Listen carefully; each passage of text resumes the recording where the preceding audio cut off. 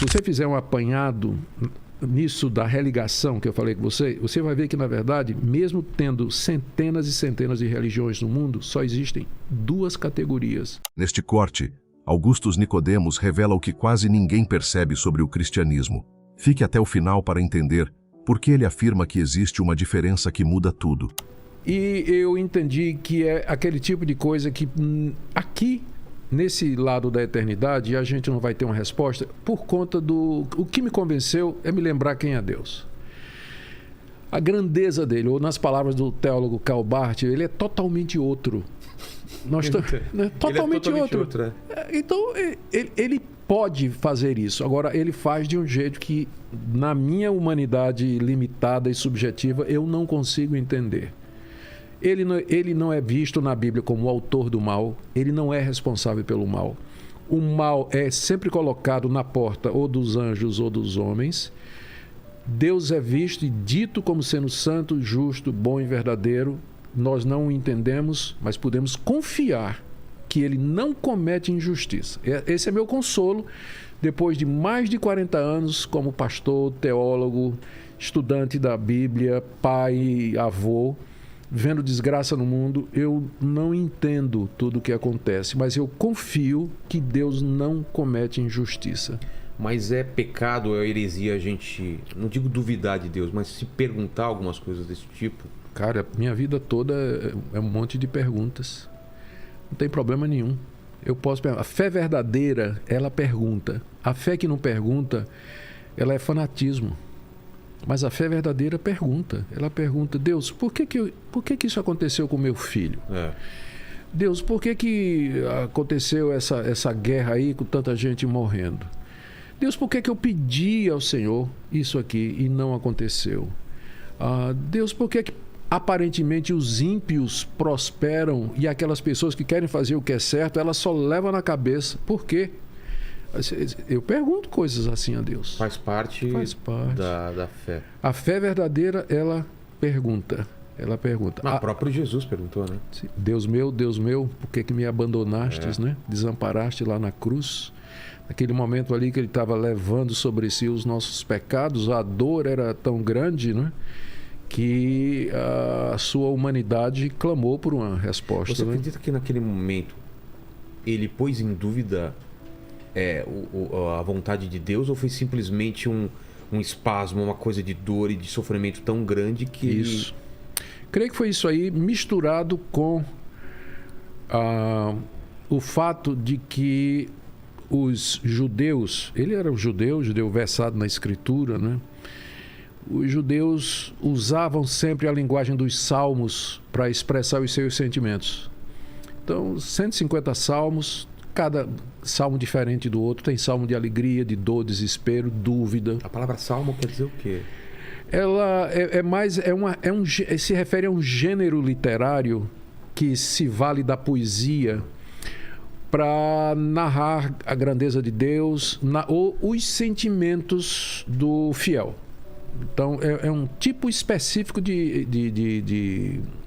gênero literário, né? Que ele é próprio da linguagem bíblica, mas não é impossível alguém fazer hoje, né? A gente poderia propriamente chamar de salmos alguma construção poética que alguém fizesse, que tem como objetivo falar da grandeza de Deus e tudo mais, né? E Jesus, nessa hora, ele usa... O Salmo 22 é um salmo que começa exatamente o rei Davi dizendo isso. Deus meu, por que me desamparaste? Por que não ouves o meu lamento? Por que o Senhor está distante de mim? Então, o judeu, ele crescia usando a linguagem dos salmos para expressar os seus sentimentos.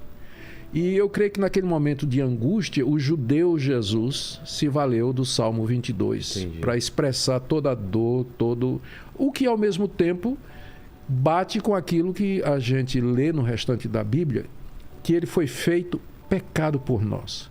Ele não conhecia pecado, ele nunca pecou, não tinha essa experiência como a gente tem do que é o pecado. E na cruz, toda a carga de pecado foi lançada sobre ele. Então, ele ali recebeu o castigo que era, para mim, quem devia estar pendurado naquela cruz era o tio Nico, pendurado ali e ainda mais chicoteado muito mais, né? Era eu que era para estar pendurado ali. Mas ele foi no meu lugar. E é por isso que eu posso agora chegar para Deus e dizer: Deus, eu creio que o Senhor me perdoa. Porque a minha culpa já foi paga. Porque Deus não pode perdoar de graça, Rogério. Como assim Deus perdoa de graça? Ele seria injusto. A gente fica revoltado quando um juiz inocenta... né? Um bandido. A gente tem um senso de justiça. Agora imagine a Deus inocentando todos nós que somos bandidos. Deus simplesmente fecha os olhos e diz: está tudo... Mas como assim? Deus não pode fazer isso, ele é justo.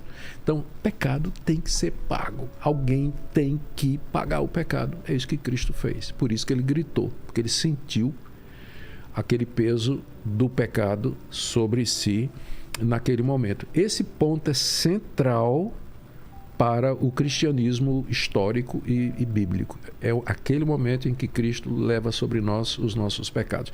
Eu diria para você que é isso que faz o cristianismo distinto de todas as demais religiões. É esse momento aí. Os fundadores de outras religiões, eles não morreram no lugar dos seus seguidores. Eles deram ensinos, alguns preciosos, muito preciosos, aliás, para os seus seguidores. Muita coisa nessas religiões, e no cristianismo também, é bom senso. É simplesmente bom senso. Mas a diferença principal é que, se você fizer um apanhado nisso da religação que eu falei com você, você vai ver que, na verdade, mesmo tendo centenas e centenas de religiões no mundo, só existem duas categorias.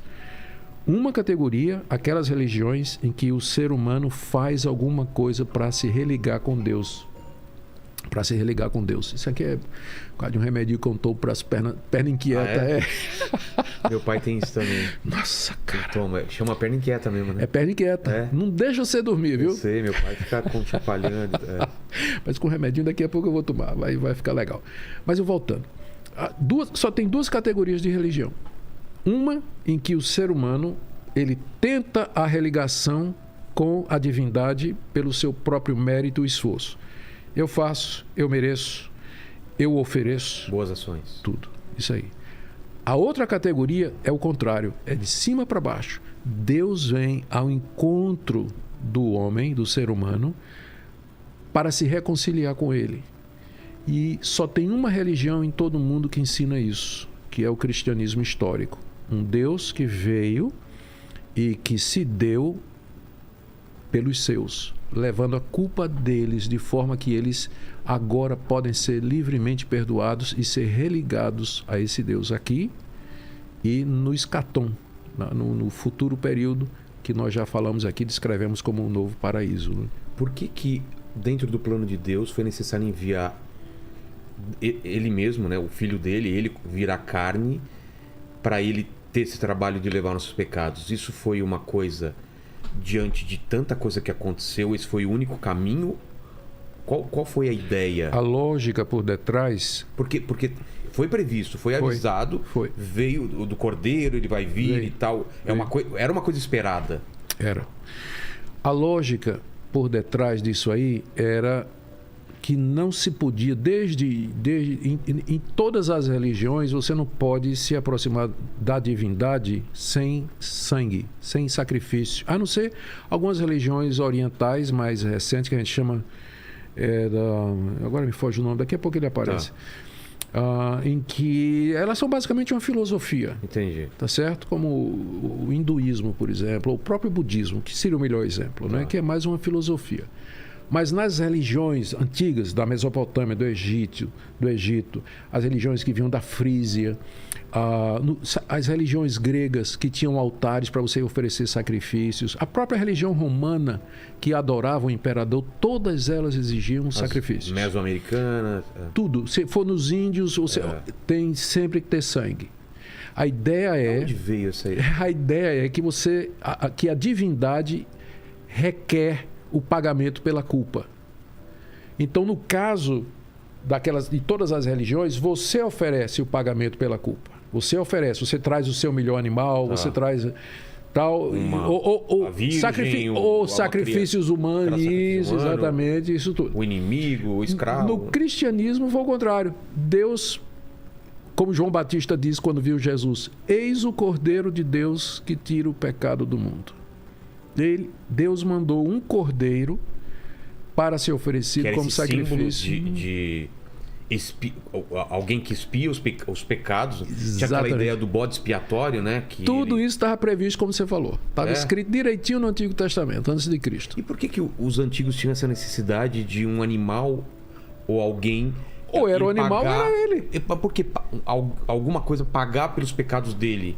Porque sendo o pecado, veja só, Deus é o Criador de todos. Ele é o Senhor e Ele tem domínio absoluto sobre minha vida. Ele é o meu Deus, então Ele é o meu Senhor. Eu sou filho dEle, servo dEle, devo obediência para Ele, devo minha vida a Ele. Então, a desobediência a Deus, o virar as costas para Deus, o renegá-lo, é de tal forma, é de tal ordem que exige a minha vida. É a pena de morte. O castigo é pena de morte. Então, ou eu, ou alguém no meu lugar. Tá. Ou alguma coisa no meu lugar. Tá? Porque o apóstolo Paulo, ele descreve isso na carta aos Romanos, capítulo 3, verso 23. O salário, no capítulo 6, verso 23. O salário do pecado é a morte. Qual o preço, qual o resultado do pecado? A morte. Se não for a minha, vai ter que ser de alguém, em meu lugar, ou de alguma coisa. Deus enviou essa pessoa. Por que tinha que ser ele mesmo? Porque, Rogério, se fosse um de nós, eu ou você, que fosse morrer na cruz, nós só estaríamos morrendo por nós mesmos. Então era preciso alguém que não tinha pecado para que a morte dele pudesse ter efeito perdoador para milhões de pessoas. Porque se fosse qualquer outro membro da raça humana, ele só estaria morrendo por ele mesmo, porque ele é pecador. E então morreu. É isso mesmo, ele é pecador, tem que morrer mesmo. Mas Jesus Cristo não tinha pecado, conforme os evangelhos nos contam. E os seus primeiros discípulos escreveram no Novo Testamento. Ele nunca cometeu pecado. Então, é por isso que a morte dele é tão importante para nós, porque ela como que cria com base nela, Deus pode chegar e dizer: Rogério, você está perdoado. Entendi. Completamente perdoado. Tudo que você fez, faz e um dia vai fazer. O que basta para mim, para você perdoado? Basta para aceitar. Que coisa maravilhosa. Que Jesus morreu pelos meus pecados. Crer nisso. Receber nisso e apostar sua alma nisso. Mesmo que eu posso não acreditar nisso e posso ter as melhores ações, eu não... É porque elas nunca serão boas o suficientes. Nunca. Por mais reto, honesto, sincero, verdadeiro que você seja, e eu creio que você é, mas você e eu, nós nunca conseguiremos fazer coisas boas em número suficiente e em qualidade suficiente que possa, em inglês diz, meet the standards, alcançar o padrão que Deus requer de nós. Porque mesmo as nossas melhores obras, elas estão manchadas por motivos egoístas. Você vê, por exemplo, um cara dando aí milhões para a caridade. Por que ele fez aquilo? Uma culpa, né? Uma culpa. Quer aparecer, quer algum mérito, quer ganhar alguma coisa diante de Deus. Não estou generalizando. Claro, estou dizendo que tem esses ele casos. Acha que tem uma dívida de devolver alguma coisa que... Você ajuda uma pessoa no farol... você às vezes faz isso exatamente por isso. A motivação correta para você fazer as coisas seria para a glória de Deus. Já que você é filho de Deus, já que você é filho de Deus, foi criado por Deus, você é filho dele, amigo dele, servo dele. Tudo que você faz deveria ser pensando em Deus, para ele. Como está escrito lá no final da carta, está escrito na primeira carta aos Romanos. Quer vocês comam, quer vocês bebam, façam tudo para a glória de Deus. Quer dizer, é bem detalhado isso aí, né? Se eu comer essa jujuba, com licença, tem que estar comendo. Senhor, muito obrigado, está uma delícia. Pensar em Deus, viver para Deus. Isso não quer dizer que a gente vai ser um fantasma, né? Ou um anjo aqui nesse mundo. Pela vida não. Como... Nós vamos trabalhar, comer, ter família, divertir, viajar e tudo. Mas sempre dizendo a Deus: obrigado por isso, eu te louvo por isso, espero estar fazendo as coisas para agradar o Senhor. A gente não faz isso. por melhor que a gente queira, por melhor que seja a nossa intenção, Rogério. E o resultado é que nunca a gente vai fazer obras com qualidade e número suficiente para merecer o perdão de pecados. Daí eu preciso de Jesus. Sem Jesus eu não tenho esperança de perdão. O que é mais importante? É quando ele morre na cruz ou quando ele ressuscita? Um não vale sem o outro. Os dois são importantíssimos. Um não vale sem o outro. Se ele tivesse morrido e não tinha ressuscitado, era um homem qualquer que tinha morrido. Exato. Se ele não tivesse morto e tivesse ascendido ao céu sem passar pela morte humana, ficou faltando o sacrifício pelo pecado. Tá. As duas coisas andam juntas, não podem ser separadas, não pode. Por isso que para nós é tão importante, para os cristãos que creem nisso, é tão importante não somente a morte dele na cruz, mas o túmulo vazio e o testemunho daquelas centenas de pessoas de que viram, andaram com ele, e o mais importante de todos era um judeu chamado Saulo, que era perseguidor dos primeiros cristãos. E alguma coisa aconteceu que ele... virou a chave. Virou. E ele disse que foi no caminho de uma cidade chamada Damasco. Tive até recentemente lá, numa viagem a Israel, sim. Ele virou, ele estava indo a Damasco matar alguns cristãos ou prender, já que ele tinha ordem do Sinédrio para fazer isso, que é a maior autoridade dos judeus. E ele disse que no meio do caminho uma luz brilhou e a voz do céu perguntou: por que você está me perseguindo? Ele diz isso 3 vezes, ele narra isso nas cartas que ele escreveu. Eu não tenho por que duvidar. Primeiro, ele era judeu. Judeu é monoteísta. Certo. Como é que um judeu passa do monoteísmo absoluto para crer numa trindade, que Jesus é o Filho de Deus, que é Deus encarnado? É o que ele passou a fazer. Então é preciso ter uma revolução muito grande, né, nisso aí. Ele era fariseu, acostumado a guardar a lei de Moisés. O que é fariseu? Fariseu é um grupo judeu que surgiu no período intertestamentário como reação às tentativas de Alexandre o Grande de helenizar os judeus, que fazia parte da estratégia militar dele. Ele conquistava os países e os países conquistados tinham que falar grego, tinham que aprender os costumes helênicos e as religiões helênicas gregas. Que era politeísta. Quando ele quis fazer isso com os judeus, aí não deu. Né? Aí a famosa aí veio a revolução dos macabeus, não é? E nessa época surge um grupo de judeus que queriam preservar as tradições judaicas e não se sujeitariam a mudar nada daquilo ali que Alexandre queria. A palavra fariseu é uma palavra que vem do grego, é um verbo aforizo, são as mesmas letras, FRZ, aforizo, que significa separar. Daí veio o nome fariseu, que significa separado, aquele que é separado dessa aculturação helênica, né? Essa aculturação helênica. Opa, obrigado, já repeti. Tudo bem. Pois bem, Saulo de Tarso, ele era um fariseu. Exato. Ele para nesse caminho para Damasco, ouve essa voz e alguma coisa acontece. 3 anos depois, ele aparece como campeão dos cristãos, contando essa experiência e dizendo que Cristo apareceu para ele. Ou ele era doido, então ele está dizendo... Morreu por isso. Ele foi acusado pelos seus patrícios nessa base e foi decapitado por Nero no ano 60 e agora deixa eu ver, 64, 65 na Via Ápia em Roma. Sim. Exatamente porque ele cria nisso aí. É quem escreveu a maior parte dos livros do Novo Testamento. Então, a importância para nós de que Cristo de fato esteja vivo aqui e agora para nós. Sem isso, uma pessoa, biblicamente falando, se você não crer nisso, você não pode ser considerado como cristão. É interessante isso aí. O próprio Paulo diz isso: se com o coração você crê que Deus o ressuscitou dos mortos e com a boca confessar, você será salvo.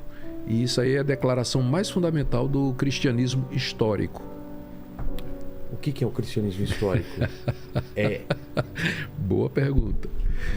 Cristianismo histórico é o nome que a gente dá aos cristãos de todas as épocas que basicamente creem a mesma coisa. Existe um Deus, esse Deus é triuno, ele se revelou através das escrituras do Antigo e do Novo Testamento, Jesus Cristo é o Filho de Deus, morreu pelos nossos pecados, ressuscitou ao terceiro dia e ele voltará uma segunda vez. Basicamente o credo apostólico, né, com algumas pequenas nuances. Através da história, o cristianismo teve algumas vertentes que se desviaram ou adicionando demais a isso ou tirando demais disso aí. Então a gente chama de cristianismo histórico aquela linha, aquela vertente, de cristianismo que sempre manteve isso, né? Então eu, por exemplo, acredito que as coisas que eu creio sobre Cristo, Jesus, a Bíblia, Deus e tudo mais são as mesmas coisas que um judeu que tinha se tornado cristão no século I. Não creio que há muita diferença, pelo menos é minha pretensão, não sei se é muita, mas é minha expectativa. Tá certo? Uma forma de cristianismo que não crê nessas coisas é o que a gente chama de liberalismo teológico, que começou no século XVIII com o racionalismo. O racionalismo, que era uma rejeição contra a religião da época, surgiu França, depois pegou Itália, pegou Alemanha e Inglaterra. Na Inglaterra gerou o deísmo, que é outra forma de cristianismo. O deísmo diz que existe um Deus, mas esse Deus criou o mundo, deu corda feito um relógio, deixou funcionando e ele não intervém. Deixou a sua sorte. E ele não intervém. Então isso é uma forma de cristianismo que não é histórico, o deísmo. O liberalismo teológico é outra forma. Esse pessoal, influenciados pelo racionalismo, nega a existência de Deus, nega milagres, nega... E acaba transformando o cristianismo numa religião apenas de ajuda social. Em si, nada contra isso. O cristianismo tem que ajudar os pobres e os necessitados. Mas quando você reduz o cristianismo somente a isso, aí você tem a teologia da libertação, que é um exemplo disso, e algumas linhas da missão integral, não todas, mas algumas linhas que se identificam muito com esse tipo de coisa. E eu poderia enumerar mais alguns, né? Agnosticismo, que vai dizer assim, eu não sei se Deus existe, e isso, eu não posso dizer que ele existe ou que não existe, né? Mas o cristianismo histórico, ele vem se mantendo dentro dessa... Eu tento me enquadrar nessa categoria.